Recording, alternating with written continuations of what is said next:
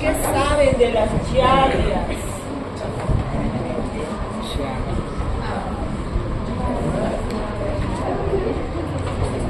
Causan diarrea. ¿Nunca he escuchado hablar de este parásito?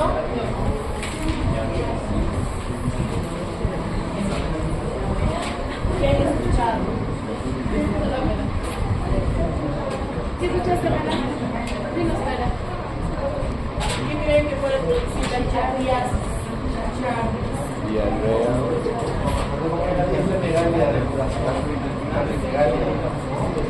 Diarrea.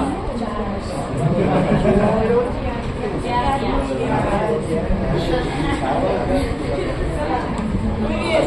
Silencio, jóvenes. No sé quién habla tanto al fondo.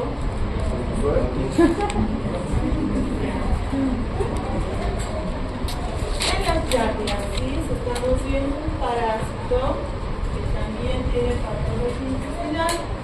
¿Sí? Vamos a ver que bien también habita en los intestinos, la clínica va a ser diferente a las pruebas que ya hemos revisado. Aquí tienen una imagen de una giardia. ¿Qué parece? La cabeza de una hormiga.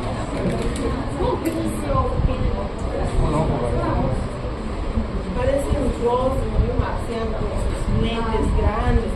La cabeza de una hormiga. ¿Una cabeza de qué? De una hormiga, las hormigas negras. Parece su cara. Yo lo voy a buscar.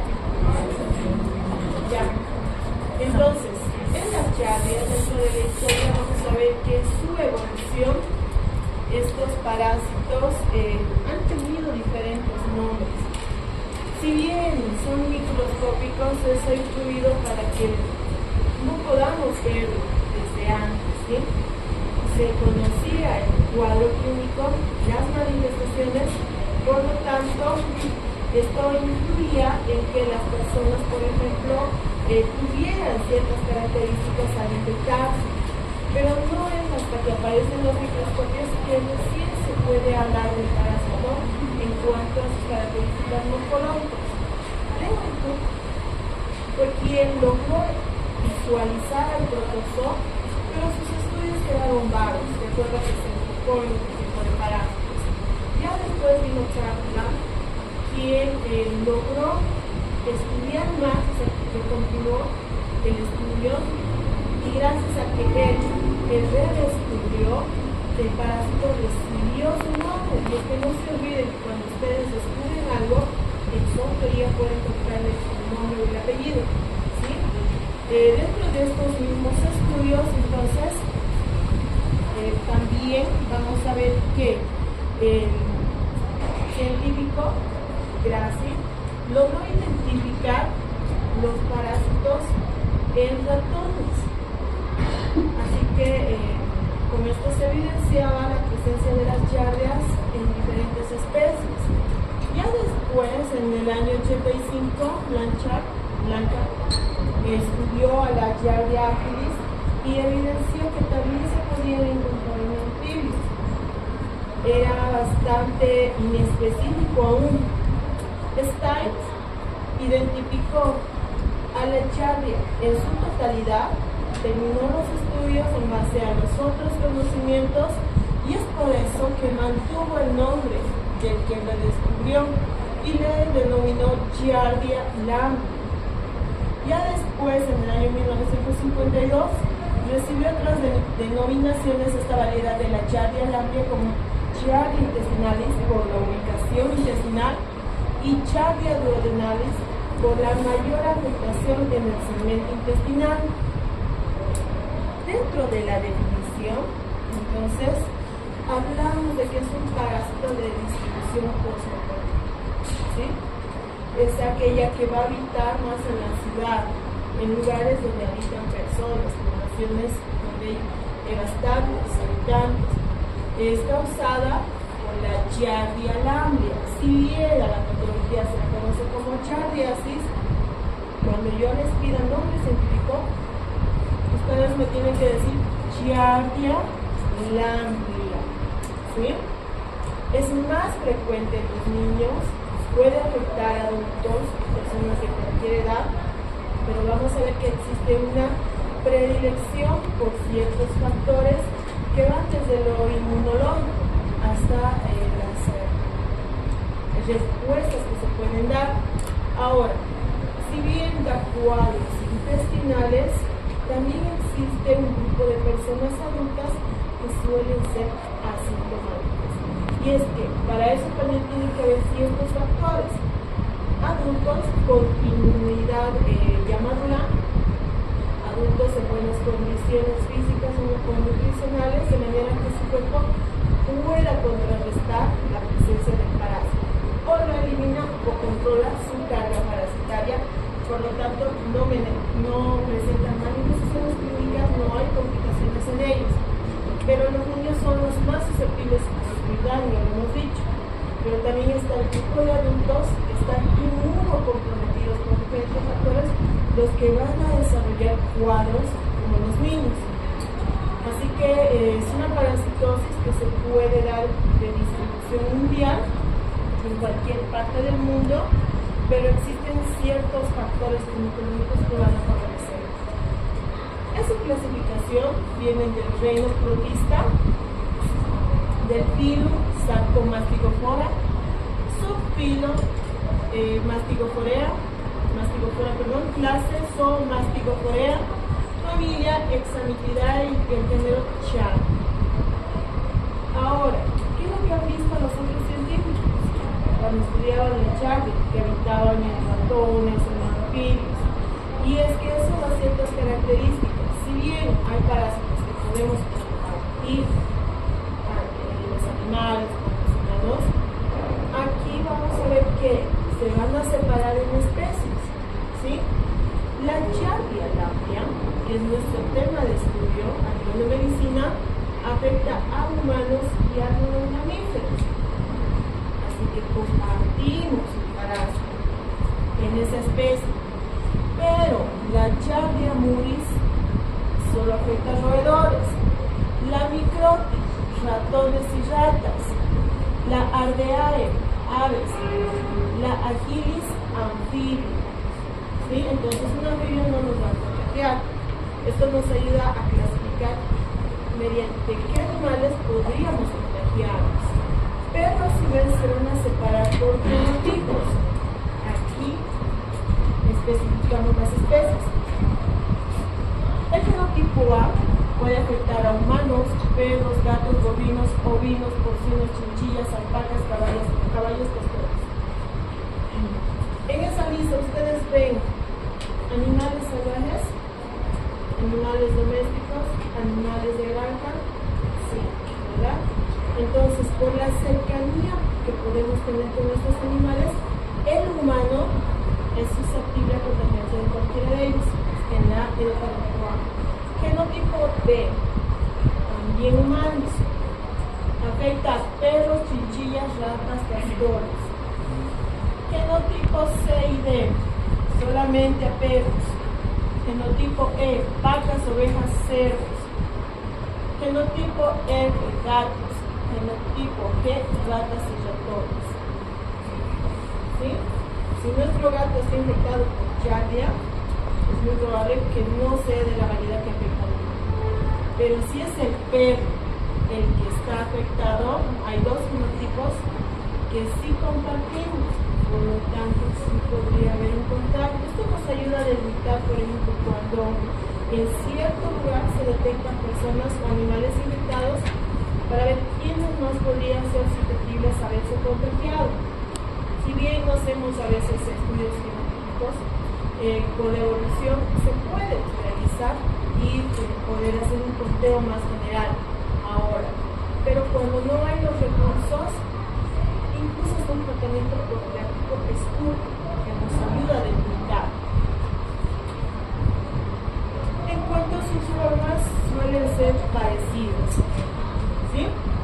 La G. muris va a variar porque es más redondeada. En cambio, la Agilis, que afectaba a anfibios, es más alargada. Y la Duodenalis o lamblia, que nos afecta a los humanos tiene una forma piriforme. Denominamos piriforme cuando el parásito es así, como una gota invertida. Incluso en algunas bibliografías le dicen el cono, ¿sí? La epidemiología entonces es un parásito que se encuentra en gran prevalencia, pero debido a que en los adultos en buen estado no desarrolla cuadros, pasa desapercibido. Son portadores asintomáticos. Se ha estimado que a nivel mundial existe una frecuencia de 200 millones de personas infectadas, pero solo 500.000 dan cuadros sintomatológicos. Entonces vean el riesgo que conlleva que una persona pueda seguir infectando a otros. Ahora, también se ha asociado que va relacionado a personas de bajos recursos económicos. Estamos hablando de países donde a veces no tienen condiciones básicas para vivir. La prevalencia es mucho más frecuente encontrar casos a nivel de niños pequeños. Estamos hablando de preescolares, escolares. El lugar donde hay un mayor contagio cuando aparece es en las guarderías y en los kinders. Por eso es que se ve mucho en estos grupos escolares, también con una mayor prevalencia en aquellas áreas rurales, ¿sí? Es también parte de infecciones en personas homosexuales o aquellas que practican diferentes tipos de actos sexuales. Y como les dije, el clima va a influir más en este parásito porque dadas las condiciones se van a ver favorecidas por temperaturas donde hay calor y humedad, ¿sí? Las guarderías entonces dentro de los rasgos terminan siendo los lugares donde hay mayores casos por el hecho de que estos pequeños entran en un proceso de todavía usar pañales o estar dejados.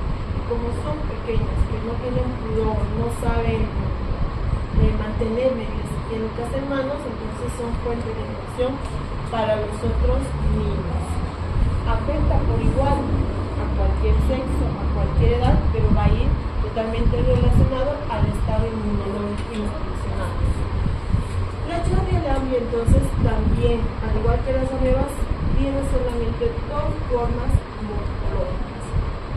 Estamos hablando del trofozoito y del quiste. El trofozoito es la forma móvil y viva que va a estar dentro de los intestinos y el quiste es la forma en la que encuentra para protegerse y salir al medio ambiente e infectar a las personas. Entonces el quiste es la forma infectante. El trofozoito no puede ser la forma infectante porque si uno termina desvirtiendo un trofozoito, eso no va a tener condiciones de vivir, ¿sí?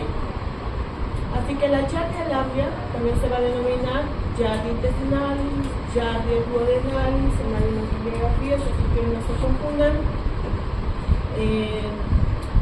Su hábitat específico es el intestino delgado, duodeno, segmentos altos del yeyuno, habitan todos estos lugares.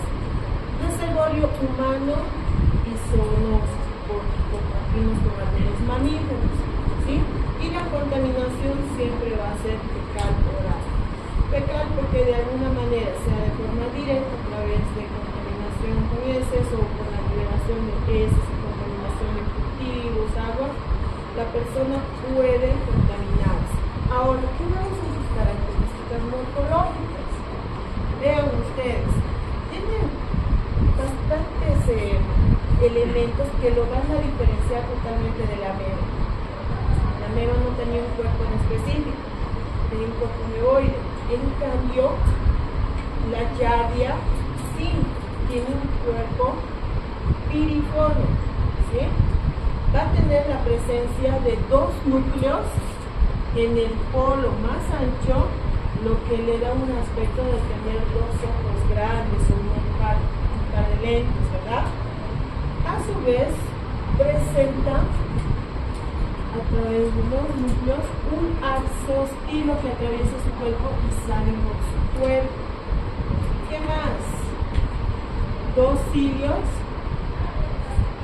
otros 2 cilios aquí dándole 4 cilios. Esta cola es parte prolongación del axo spino. Podemos ver unas cromátides en el interior que van a ir en par, y cuando el quiste se forma es más alargado, no es tan redondeado como habíamos visto en las amebas. Tiene 4 núcleos, va a permanecer el axospilo y algunos vestigios de los cilios para que cuando creciene se desarrolle. Puede verse la presencia de calcosomas o cromátides.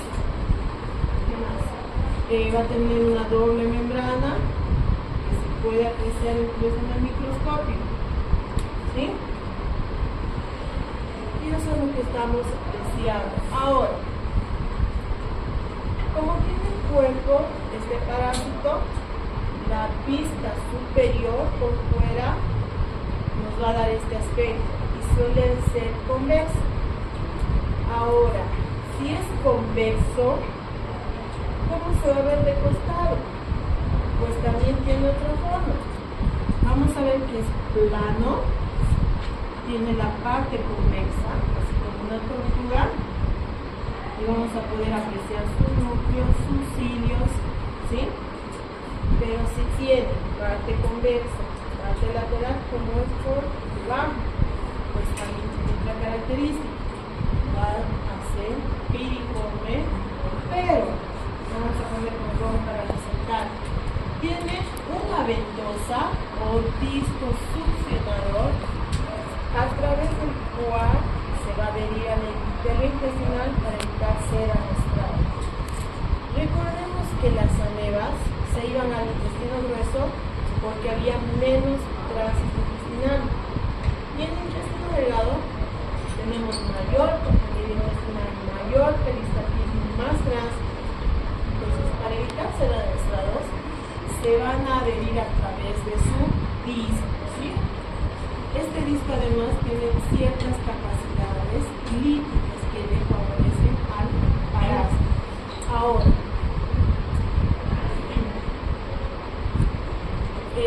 cuando ustedes lo ven con un microscopio electrónico de barrido, se ven así. Fíjense, este está plano en la superficie y este se está viendo en la forma que se adhiere. Vean los discos. Se nota, ¿verdad? Estos son sus discos succionadores. Por lo tanto, no hay forma de que nos confundamos con el parásito. Ahora, tiene un tamaño de 15 micras de longitud por 7 de ancho. Al ser de este tamaño, sigue siendo microscópico, no se ve a simple vista y requerimos del microscopio para visualizarlo. En el microscopio el quiste va a tener esta característica morfológica. Vean, se puede ver algo del axostilo, poco los núcleos, mucho depende del ángulo en que estamos viendo el quiste, pero también podemos ver que es ovalado y que tiene doble membrana. Cuando ustedes saben, no hemos hecho, sí hemos hecho, no, ¿verdad? A ustedes les tocaría. Cuando hagamos el poco parasitológico vamos a poder apreciar que sí se ve de esta forma preparado, entonces se ve una suspensión de los desechos, pero aún así, sin tinción en fresco son visibles. Aquí pueden apreciar la forma de quiste trofozoide. ¿Cómo lo reconocemos? Forma piriforme, podemos ver algo de endocilios, axostilo, los núcleos que no se ven mucho, pero se puede apreciar, así que esto no nos quita el diagnóstico. Estos parásitos tienen unas proteínas en la superficie de sus membranas. Se las denomina proteínas variantes de superficie porque les da ciertas características para poder soportar los cambios dentro del organismo del huésped. Son unas proteínas especiales ricas en cisteína que el mismo parásito produce y que le ayuda incluso a evadir el sistema inmune del huésped para evitar ser atacados y tener capacidad de sobrevivir y replicarse. Les dan resistencia a las proteasas intestinales, haciéndolas capaces de sobrevivir ante los cambios de pH, ante el ataque inmunológico con anticuerpos, flora microbiana, estamos hablando de macrófagos cuando son detectados. Por lo tanto, estas superficies variantes los pueden incluso camuflar por un tiempo para que puedan sobrevivir. Dentro del huésped, entonces, esa capacidad de mimetizarse se va a denominar variación antigénica, ¿sí? Y esto solamente se da en las primeras yardas, de manera que cuando aumenta la cantidad poblacional, el cuerpo tampoco va a estar ciego, los va a terminar detectando, pero al ser muchos, la lucha ya es más difícil. El quiste mide apenas 10 micros, mucho más diminuto. ¿Qué querías contar?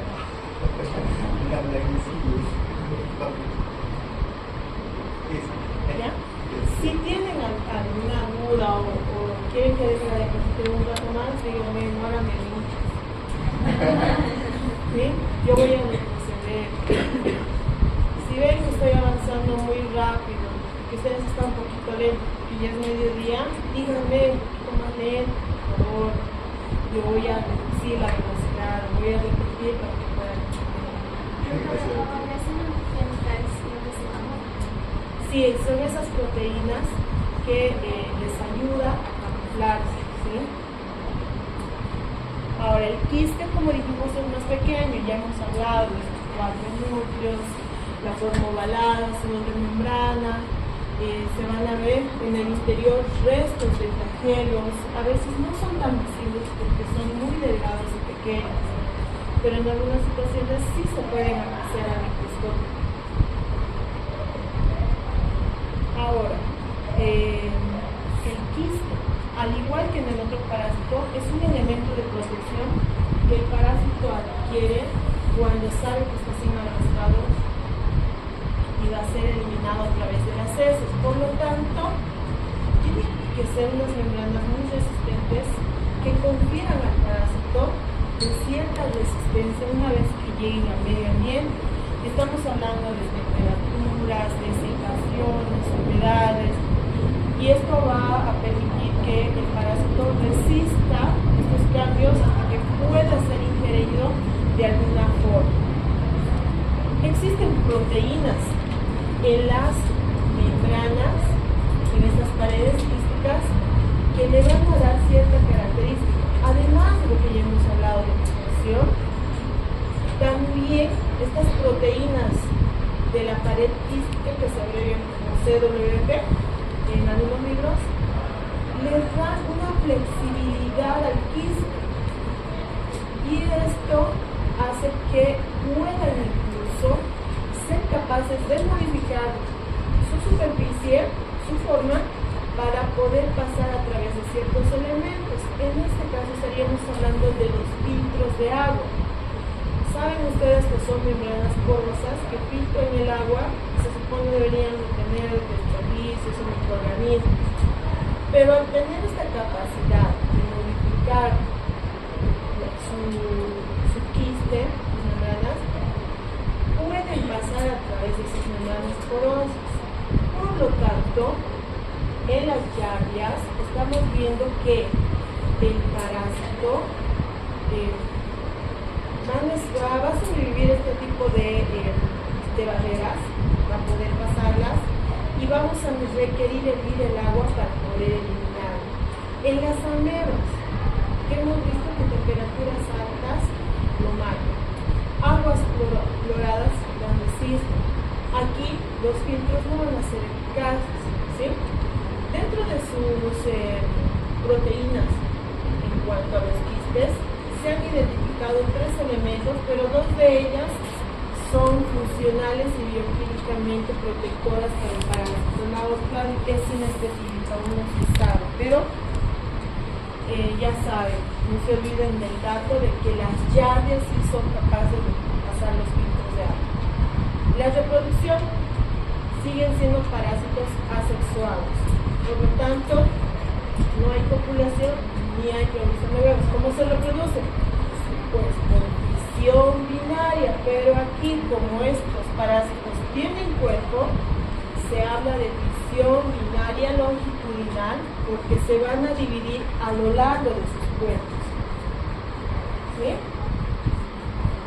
Estamos hablando de que cuando un parásito lo hace por el largo, es longitudinal. Vamos a ver otro parásito que lo hace de forma transversal. En la nueva solamente hemos hablado de fisión binaria porque no tiene una forma en específico. No sabemos de qué lado se está dividiendo. Entonces, yardias, fisión binaria longitudinal. Lo mismo, agarra y empieza a dividir sus núcleos, en este caso va a ser una doble repartición, de manera que después va a ir a invaginar su membrana y se va a separar dando lugar a los trofozoides. La replicación también es rápida, por eso es que suele dar una gran cantidad parasitaria que va a dar la sintomatología. Sale del quiste un trofozoito. Este trofozoito, fisión binaria longitudinal, y cuando siente que va a ser arrastrado, se enquista. El quiste no es un huevo, eso que les quede claro. La transmisión, como hemos dicho, es fecal-oral y pueden contaminarse alimentos, agua, puede haber una transmisión a través de cómites y a través del acto sexual. Ya saben lo que son los cómites, ¿verdad?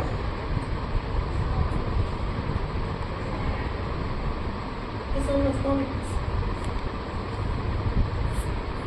Ya estará anotado en una esquinita para que busquen en el diccionario.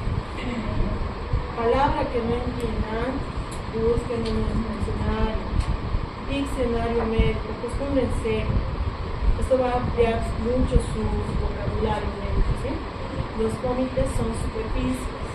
Por ejemplo, un cómite podría ser los juguetes en la guardería, donde un niño chiquito que está infectado mete la manito al pañal o a la región interglútea, saca la manito contaminada con quistes, no se lava las manos, toca los juguetes, los contamina y deja los quistes.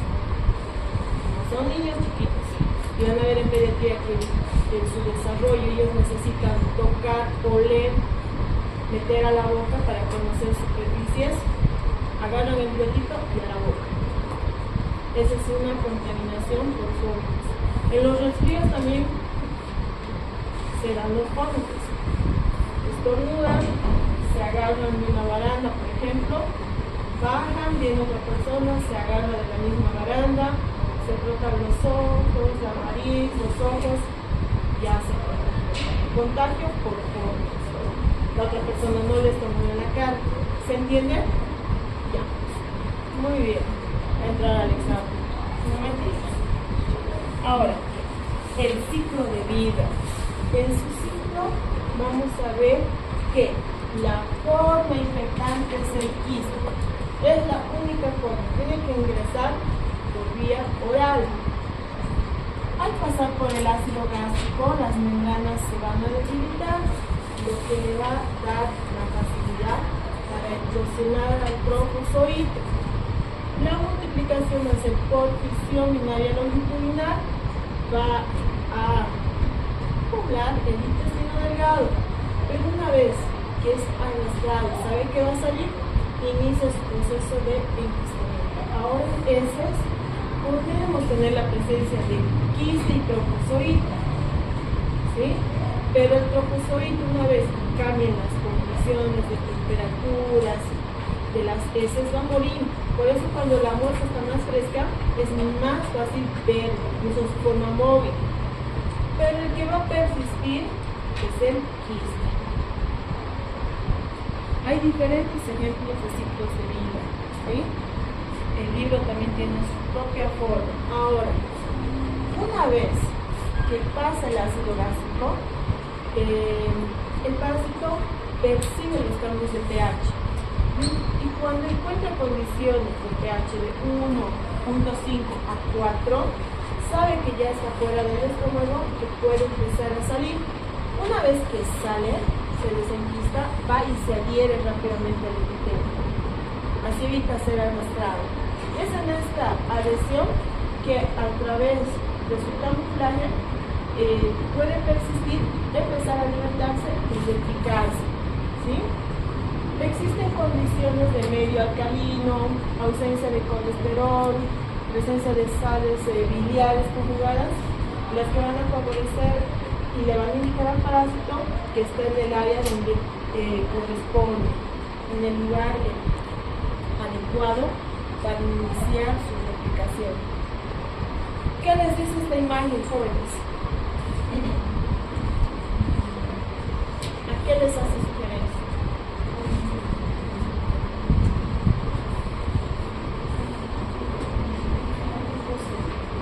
Si yo les muestro en esta imagen en el examen práctico y les digo, describan la imagen, ¿qué me podrían decir? No es necesario que me hablen de ejemplo, pero ¿a qué les hace referencia? ¿Cómo ustedes podrían explicarle esta imagen a una persona? No se escuchan a la transmisión, ¿verdad? ¿Por qué? Porque compartimos el parásito con algunos mamíferos. Si bien no de forma directa con el gato, sí con el perro. El perro también va a tener sintomatología, va a desarrollar los mismos cuadros. Ahora, ¿qué hacen los perritos dentro de sus hábitos mediante los cuales podrían contagiarnos a los humanos las llagas? ¿Qué es el ano? Sus genitales y su ano, ¿verdad? Al lamerse el ano, porque no van a eliminar quistes a través de genitales, van a contaminar su boca y va a estar en la saliva los quistes, parásitos. ¿Y qué van a hacer con nosotros para contagiarnos? Nos lamen, algunos se dejan dar hasta besitos de boca, comparten comida. ¿Han visto que comparten comida? Lamen el helado y le hacen lamer. Entonces, estos errores son los que pueden condicionar a que la persona se contagie. Ahora, si no son de los que comparten y besan, al jugar, el perro tiende a lamernos o a agarrarnos con la boca, ¿verdad? Si ustedes no se lavan las manos y consumen algún alimento, también se pueden contagiar. Entonces, de forma accidental se puede dar. Ahora, esto iría por parte de la mascota al humano, pero el humano también es susceptible a contagiar a sus animales. Por lo tanto, esto hay que tomarlo en cuenta cuando encontramos personas o animales infectados para hacer un tratamiento respectivo y no esperar a que desarrollen necesariamente la sintomatología, porque hemos hablado de adultos portadores asintomáticos, que es lo más frecuente, ¿sí? El enquistamiento se va a dar en 4 fases. Primero hay una inducción y transducción a través del estímulo en el que el parásito está empezando a ser arrastrado. Hay una expresión diferencial de los genes y una síntesis y transporte de componentes intracelulares que van a llevar de forma externa estos elementos para realizar un ensamblaje y encerrarse, ¿sí?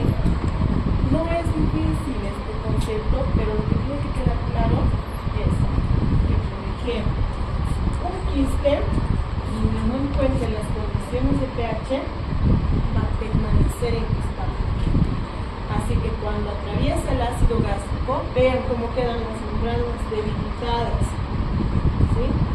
Esta es una señal, más la percepción del cambio de pH de ácido a los ácidos biliares pancreáticos, lo que le dan la señal para salir al trofozoito y de esta forma infectar los tejidos. Ahora, ¿por qué tendrá cuatro núcleos? Está maduro.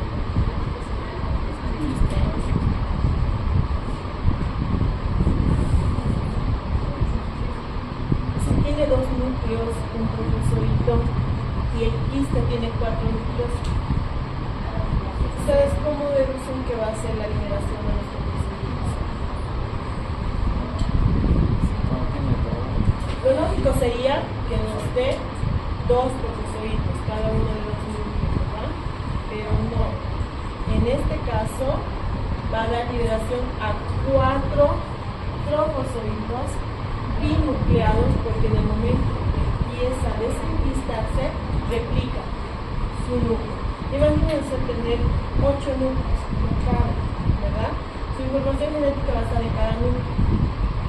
Y automáticamente cuando empieza a salir, se divide y va a dar 4 trofozoitos binucleados.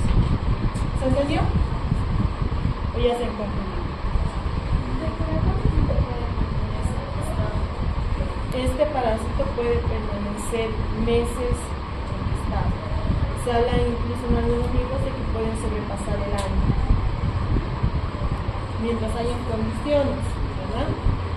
Si digamos el quiste quedara a pleno sol, como en un techo, lógicamente por la intensidad de calor no va a soportar, pero mientras se encuentre temperaturas adecuadas, humedad, va a poder soportar.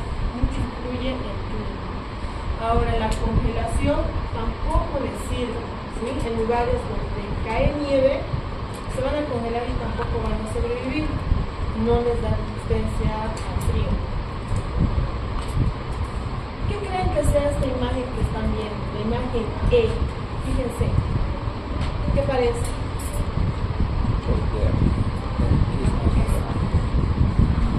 ¿Qué parece ese lugar? ¿Qué será?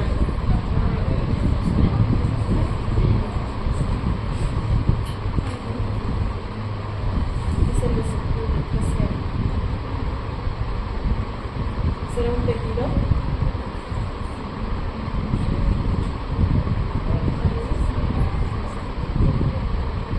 Son trofozoitos recubriendo el epitelio intestinal. Pero vean, ¿el epitelio intestinal tendrá ese aspecto? No. Los reconocemos porque conocemos las características morfológicas del parásito. Pero vean la cantidad de parásitos que se pueden desarrollar cubriendo en la totalidad toda la superficie intestinal. De ahí que esta patología nos pueda llevar a cuadros de síndrome, un síndrome de deficiencia nutricional, ¿sí? ¿Podrá un intestino cumplir con sus funciones con un empedrado, un sobrecubrimiento de tal magnitud? No, ¿verdad? ¿Y de qué se encarga el intestino delgado? Absorción. Entonces, por eso es que las personas entran en crisis nutricionales rápidamente. Ahora, la obstrucción mecánica, porque a través de sus cuerpos producen una obstrucción mecánica, va a ser la causa de que estos parásitos terminen desarrollando cuadros de déficit de absorción de qué elementos, grasas y vitamina microsolubles. Hay una lesión directa al intestino, porque se van a perder los cilios intestinales, va a afectar la lámina propia, por lo tanto se pierde función y morfología intestinal.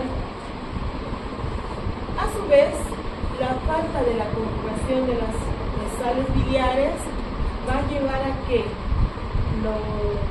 la flora microbiana que existía en el interior se desequilibre. Muchas de las bacterias que habitan en esa flora, y no solamente bacterias, como hablamos de hongos, ante un desequilibrio, cambian su comportamiento. Si bien nos seguían, se favorecían de nosotros y nos daban ciertos beneficios a vivir en armonía, al cambiar el comportamiento se comporta, cambian como patógenos oportunistas, ¿sí? Así que eso también nos va a llevar a sobreinfecciones bacterianas.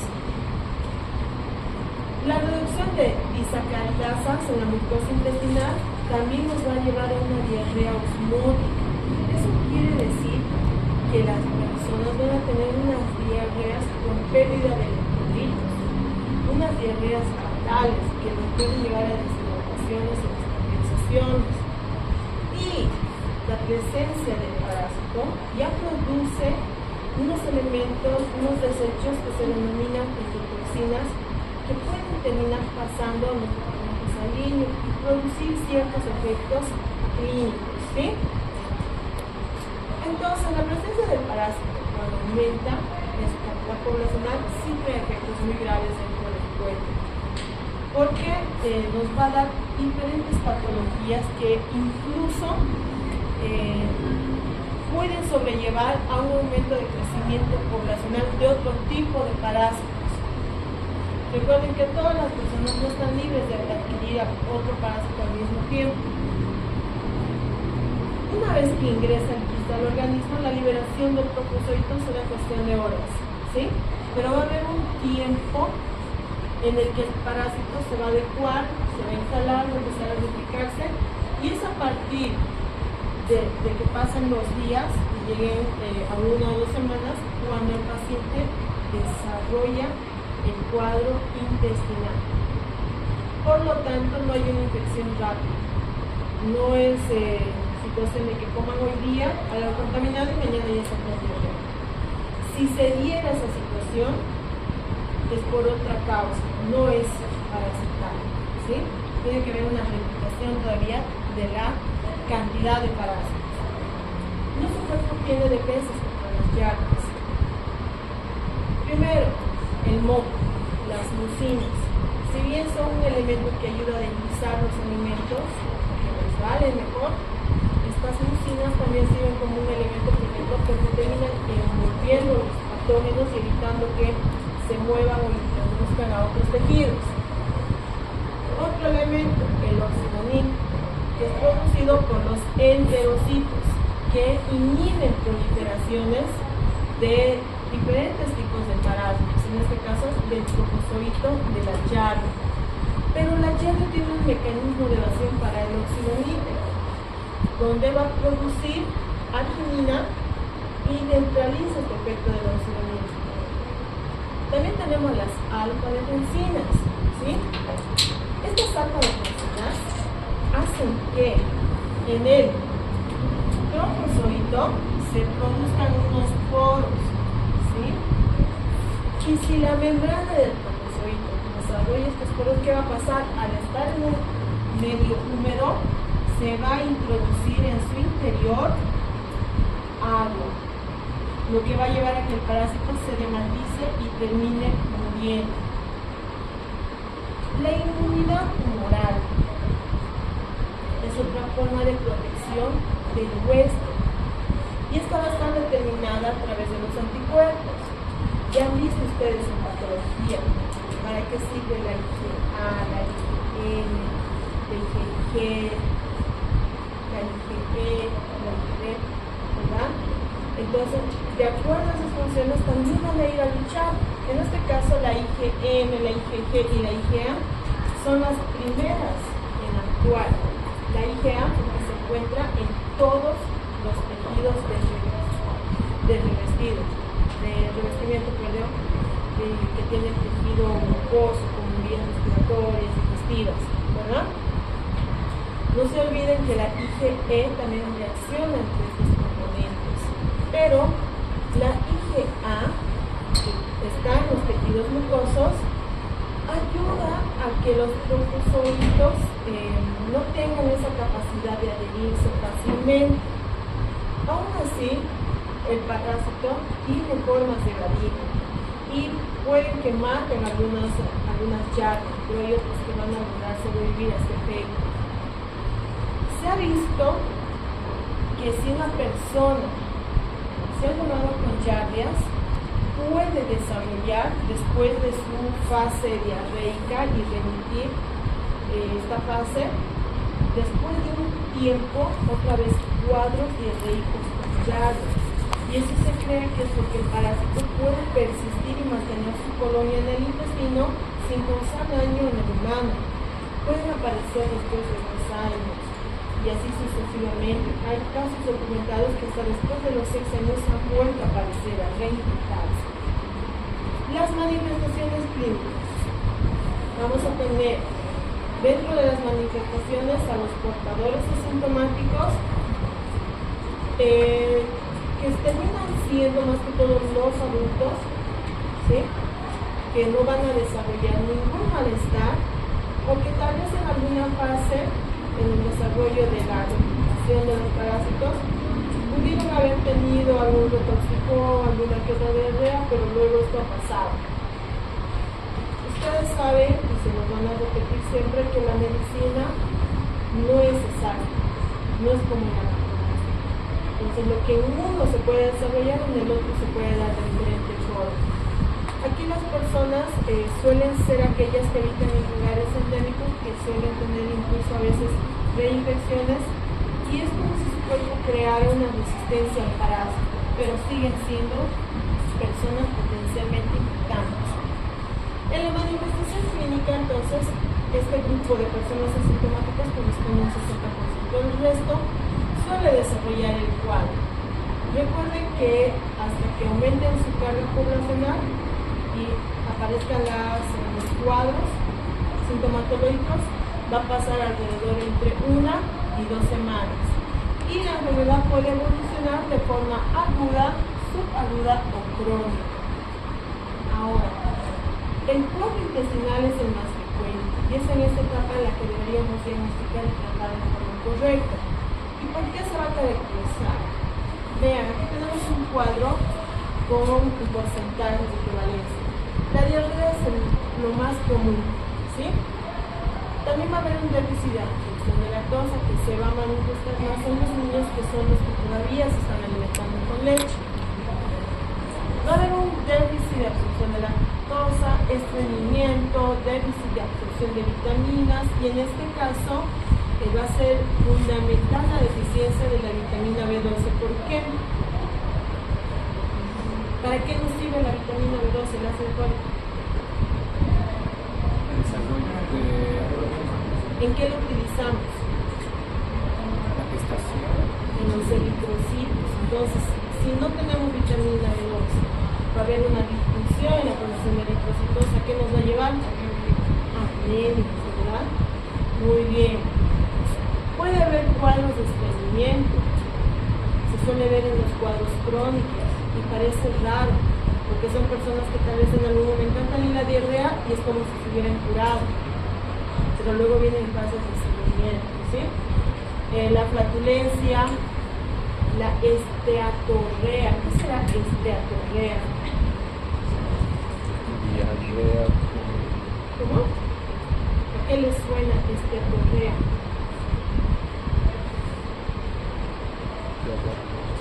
Es la diarrea con sangre. ¿Cómo hemos dicho que se llama la diarrea con...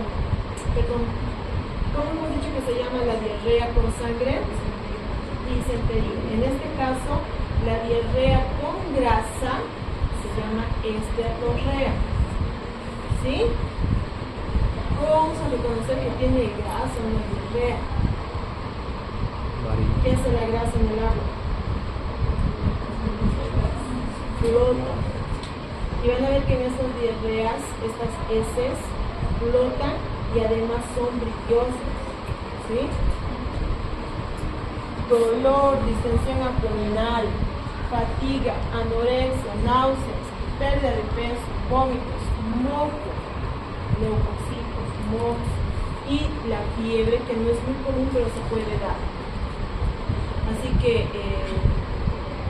se pueden presentar todos, se pueden presentar de forma intercalada, o sea, no es específico, pero pueden aparecer estos cuadros. Hay otro cuadro en las manifestaciones que se puede desarrollar en las personas, que es el extraintestinal. Recuerden que el parásito libera unas endotoxinas y estas endotoxinas van a causar una reacción inmunológica en el cuerpo, así que estas personas pueden tener cuadros de alergia, erupciones maculopapulares, urticarias, poliartritis, recuerden, antígeno anticuerpo, ¿verdad? Colangitis, asma, puede desarrollar cuadros asmáticos en las personas que son sensibles inmunológicamente. Y en las personas que tienen giardiasis crónicas, vamos a ver que el síntoma abdominal puede persistir, pero es difuso, no es tan específico. Así que, para comparación, las diarreas agudas suelen ser diarreas acuosas, explosivas, porque hay una fermentación en el intestino por parte de la sobreinfección bacteriana, así que va a haber mucha flatulencia y por eso se denominan las diarreas acuosas explosivas, ¿sí? Son voluminosas, tienen por esa fermentación y sobrepoblación bacteriana un olor muy fétido, son espumosas, pueden ir por colores del amarillo hasta a un aspecto de hierba molida, y por la característica de las diarreas son esas que flotan y se ven brillosas, ¿sí? ¿Qué más? El dolor abdominal puede permanecer, se ha visto que puede iniciar en la región epigástrica, puede migrar hacia el hipocondrio derecho y también a la región vesicular. En la crónica, de 30 a 50% de las personas en fase crónica aún son sintomáticos. La diarrea va a persistir por mucho tiempo, así que van a tener dolor abdominal, náuseas, vómitos, flatulencias, cefalea, pérdida de peso, y por esa cantidad masiva que desarrolla el parásito en su población, nos va a llevar a deficiencias nutricionales, llevándonos a mala absorción de carbohidratos, vitaminas, grasas, pérdida de proteínas. Con eso nos está llevando a una desnutrición y anemia que se va a marcar. Se puede observar la presencia del meteorismo, y este es un dato bastante peculiar que algunas personas manifiestan, que pueden tener heridos con olor a azufre, ¿sí? Así que si el paciente les dice ese dato en especial tras la diarrea, sospechen de giardias. En el cuadro alérgico, si ustedes ven una persona que tiene una patología intestinal y notan que se llena de alergias, piensen también en giardias, ¿sí? No es común que una persona desarrolle los cuadros alérgicos a menos que esté expuesto a los antígenos ante la exposición de ciertas sustancias. En este caso va relacionado al parásito, y vamos a ver que también hay otros parásitos que nos pueden desarrollar cuadros alérgicos. Ahora, las complicaciones de las giardias van totalmente relacionadas al síndrome renal absorción, y existen algunos cuadros no habituales que van por infecciones a vesícula biliar, donde el cuadro va a ser totalmente hepático, urticarias, asmas, rinitis, que suelen ser inespecíficos. Cuando uno tiene asma, no se le ocurriría pensar automáticamente que se infectado de giardia, ¿verdad? El diagnóstico. El diagnóstico no es difícil. Vean ustedes que se pueden utilizar diferentes elementos. El coproparasitológico es el más rápido, más sencillo, incluso en costos. Lo pueden realizar los mismos médicos. Lo único que requieren es un microscopio, un portaobjetos. Ni siquiera a veces se requieren mediciones, por lo tanto un examen directo en fresco puede ser muy eficaz para visualizar los linfocitos, los quistes del parásito. Y es que a mayor cantidad poblacional también va a haber mayor cantidad en la liberación de estos elementos. Se pueden hacer pruebas cualitativas a través de filtración y sedimentación. Podemos utilizar un sondeo duodenal. Por experiencia no son muy útiles porque suelen ser muy específicos. Un estudio inmunológico, el ELISA, que sí nos va a dar reacciones positivas, tiene sensibilidad, especificidad, pero también nos pueden dar pruebas cruzadas ante la presencia de otro tipo de parásitos, ¿sí? Y estudios moleculares. En los laboratorios, el copo parasitológico nos va a ayudar a visualizar, como hemos dicho, quistes y troncozoides. Un examen directo al fresco se puede aplicar en cuadros en cualquier copo que el paciente nos pueda traer. La cápsula de Bill, como les dije, es un estudio que no se aplica mucho, en algunos países sí los pueden utilizar, pero no son tan específicos. Y el estudio molecular con PCR, al igual que el ELISA, nos dan pruebas positivas, pero tampoco suelen ser muy específicas. El fresco, como les mostré, nos puede dejar visualizar rápidamente la presencia del parásito. Cuanto más fresco está, incluso nos va a ayudar a identificarlos por la movilidad mucho más rápido, ¿sí? En cambio, cuando están ya muertos, se pueden llegar a camuflar en los desperdicios. Por eso es importante realizar un buen proceso en la preparación. Eso lo vamos a ver en la práctica. Los huevos son fáciles de reconocer. Pueden teñirse con licor para ayudar a resaltar determinados componentes internos. Pero aún así, ya les dije que no requerimos a veces tanto procedimiento. En la cápsula de vida, este procedimiento se los voy a explicar para que no se queden con la duda. Consiste en hacer que la persona degluta una cápsula que suele ser porosa y que está sujeta a un hilo, ¿sí? La longitud del hilo se puede ir soltando de acuerdo al tamaño de la persona para ver si queremos que se quede en el estómago o que pase en el intestino. Son unas cápsulas porosas que tienen como objetivo atrapar elementos en su interior, en este caso parásitos, pero se utiliza más para hacer el diagnóstico del Helicobacter pylori. Aún así lo han utilizado en otro tipo de patologías como las Jardies. Lo malo es que no hay algo que atraiga las Jardies a su interior, que nos podría dar falsos negativos. Y la incomodidad del procedimiento, que vean ustedes, se va a hacer deglutir a la persona, pero el hilo tiene que quedar fijado por 24 horas de forma externa de la persona. Entonces, molesta tener un hilo, ¿verdad?, atravesando el cuello. Y después de eso tiene que volver al médico para que le retiren el hilo. Entonces, es bastante incómodo, ¿sí? El color de fotografía es muy puro. El antígeno de materia fecal también se puede utilizar, así como los antígenos en sangre. Nos dan sensibilidad, especificidad, pero pueden darnos respuestas cruzadas, por lo que ya les dije, por la presencia de otro tipo de parásitos. Tratamiento. Aquí vamos a utilizar la familia de los imidazoles. Imidazol, ornidazol, metronidazol, imidazol van a ser muy útiles. La furazolidona, la nitazoxanida. Vamos a ver que existe una gran cantidad de fármacos que son muy útiles en la charla. Aquí nos vamos a adecuar en cuanto a la disponibilidad del fármaco en el medio y también en cortos, porque varían, ¿sí? Vamos a ir desglosando cada uno.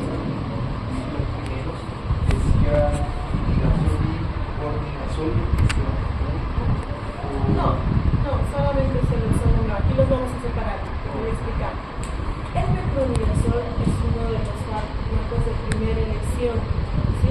Por eso se dice de primera línea, los más usados, los más eficaces. Se pueden administrar en dosis de 15 a 20 miligramos por kilogramo al día, en dosis de 2 a 3 dosis o partidas. por 5 a 7 días. Nos dan bastantes efectos adversos, como pueden apreciar, pero es algo que se debe recomendar al paciente que debe soportar. Tampoco son intolerantes a estos efectos adversos, no se dan todos a veces, pero tienen una eficacia del 80-95% e incluso tienen eficacia del 10% en aquellas cepas resistentes. Por eso es el mejor fármaco. Ahora, la nitazoxanida tiene escasos efectos adversos. Las dosis van a variar de acuerdo a la edad, ¿sí?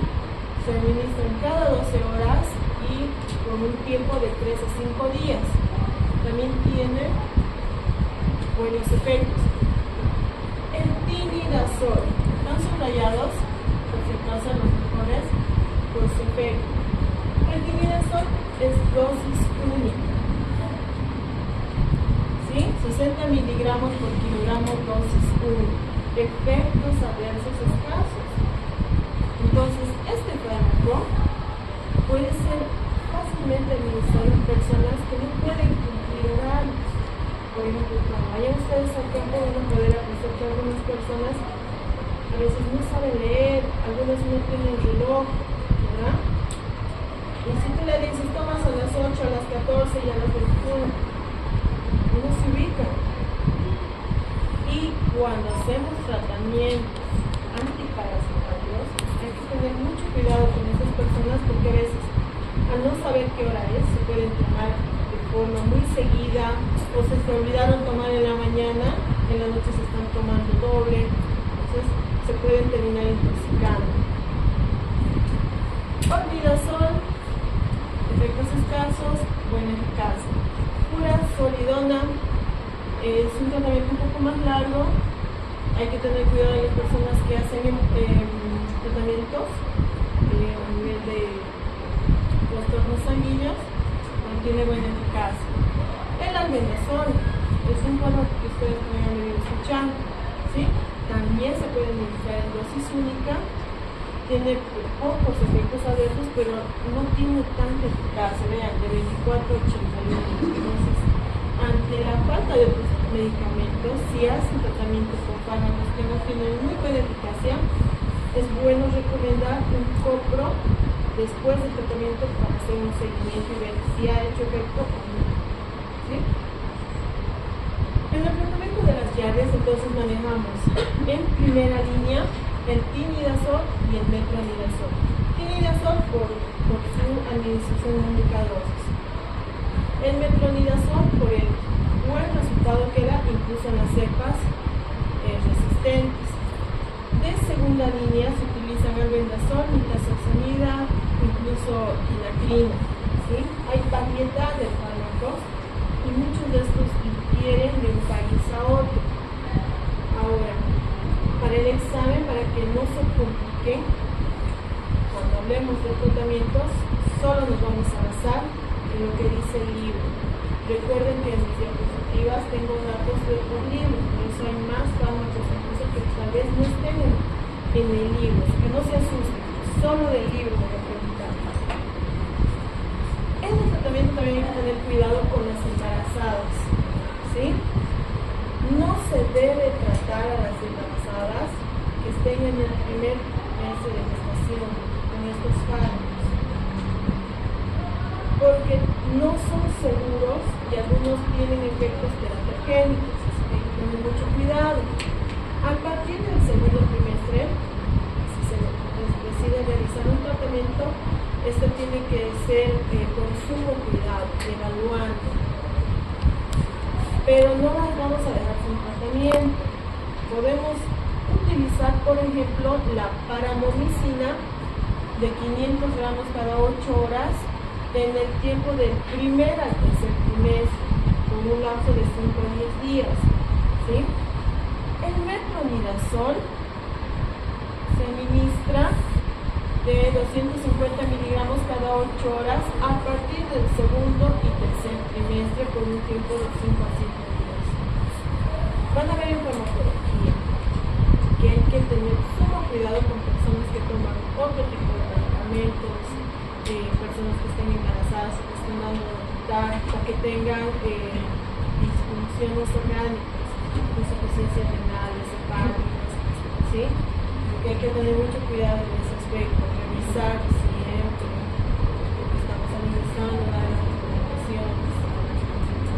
Y dentro de los tratamientos complementarios no nos vamos a limitar a solamente darle el antiparasitario y chao, si la persona ya está con algún síndrome anémico o deficiencias nutricionales, habrá que suplir. Por ejemplo, si está con anemia, ¿qué vamos a hacer? ¿Qué le podemos dar? Hierro, ¿verdad? Hierro para tratar de corregir. ¿Qué más le vamos a recomendar? Sal. ¿Los médicos solamente damos medicamentos? ¿Qué le vamos a dar? ¿O qué le vamos a recomendar? Dieta. ¿Qué deberían comer las personas que están con deficiencias nutricionales o anemias?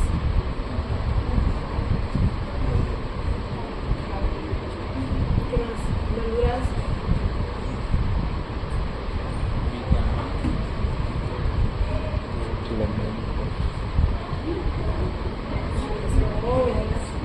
Pareciera que ustedes nunca se han enfermado.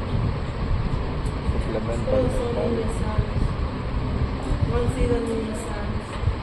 Entonces, hay que recomendarles dieta con alto contenido de hierro, vitaminas, que mejoren su dieta, ¿verdad? Hay que suplir las deficiencias nutricionales de acuerdo a sus deficiencias. Puede ir solamente por alimentos o por suplementos, probióticos. Recuerden, esto es importante, los probióticos han visto la cantidad de parásitos que pueden afectar, el desequilibrio de la flora microbiana, y al hacer tratamientos no siempre va a ser solamente antiparasitario, porque puede haber sobreinfecciones bacterianas, entonces van a tener que hacer doble tratamiento. Entonces esas personas se van a quedar sin flora microbiana, entonces los probióticos van a ayudar a regular eso, ¿sí? Medidas profilácticas para acabar. Todo va relacionado a que estas personas tengan mejores medidas higiénicas. Si bien pueden tener un nivel socioeconómico bajo, no contar con servicios básicos, una buena educación e información en estas personas puede ayudarles a controlar estas enfermedades. Así que las aguas tendrán que ser hervidas. ¿Por qué? Porque el quiste sobrevive, cambios, filtros, ¿verdad? Por lo tanto, es mejor hervir el agua. No solamente en las llaves, estamos viendo que en las aneras. El cloro sí va a afectar en este caso a las llaves, pero tampoco vamos a tomar agua con mucho cloro, es dañino. La disposición de las excretas humanas. Hay que recomendar siempre a las personas que, si bien no tienen alcantarillado, la realización de pozos sépticos es mucho mejor. Para las personas que se van de camping, hacer un hueco en la tierra y después de defecar, taparlo. Es importante tomar este tipo de medidas porque así evitamos que los aguas, las lluvias, las inundaciones nos contaminen cultivos, suministros de agua, ríos, ¿verdad? Todos estos elementos son importantes. Ahora, dentro de las lluvias, debido al fácil contagio que se puede dar en algunas circunstancias, lo recomendable es a veces hacer tratamiento al núcleo familiar, ¿sí? Si el caso está detectado en la guardería, nos vamos a enfocar al niño y a su familia. ¿Qué tendríamos que hacer? Hacer una evaluación en la guardería, ¿verdad? Una desinfección de los elementos, que los huevos pueden permanecer. Después de esa desinfección, ubicar los posibles casos para hacer tratamiento con sus familias, porque el niño, si tiene el descuido en la escuelita, también lo va a tener familiar? ¿Quién más tendríamos que tocar? A las mascotas, ¿verdad? De acuerdo a su especie y a su sensibilidad. A veces es difícil hacer un estudio fenotípico en el campo, porque a veces ni para un cojo tenemos laboratorio, pero podemos visualizar. Y los gorditos suelen ser los primeros también en dar sintomatología. Entonces, de acuerdo, si le está afectando al humano y al perro, ya podemos imaginarnos de qué cepa se trata y quiénes más podrían ser susceptibles a verse contagiados. ¿Sí? Entonces, en este caso, van a ver que cuando no hay veterinario, el médico termina siendo el médico de animales más indicado. Pero es una buena forma de erradicar algunos patógenos. Listo, creo que eso es todo. ¿Alguna pregunta, jóvenes?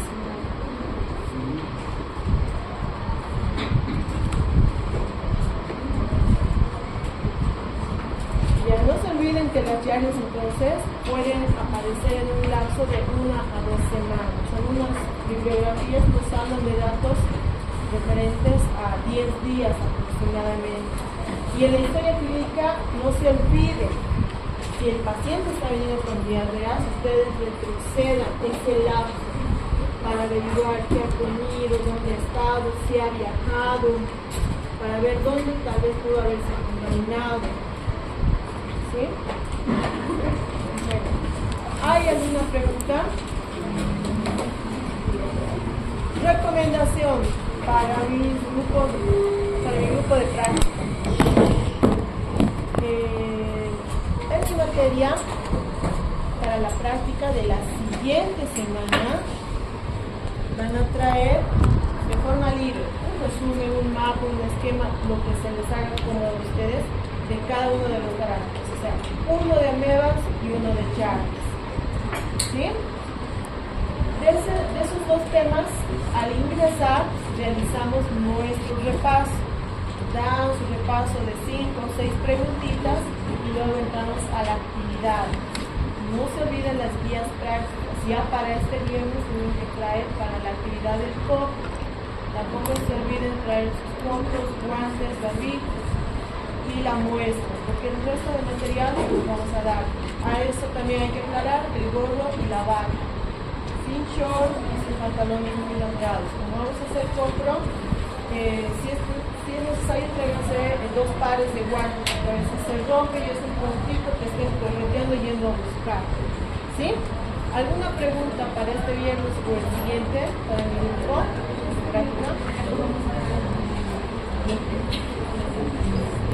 No, el repaso no, porque la actividad va a contar como su repaso.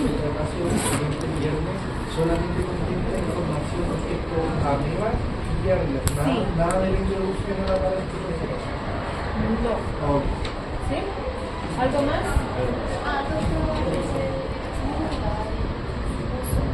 Sí, nos han hecho colocar una actividad. Pueden hacerla y la misma la traen a la clase también. Aunque si lo hacen y lo mandan, ya no es necesario que lo traigan. ¿Sí? Solamente hacen del otro parásito. Es libre del otro parásito. Pueden hacer lo que ustedes quieran, que se les haga cómodo. Ya después, cuando entremos a otra variedad de parásitos, yo les voy a modificar la actividad de resumen. ¿Sí? ¿Algo más? Ya, muy bien.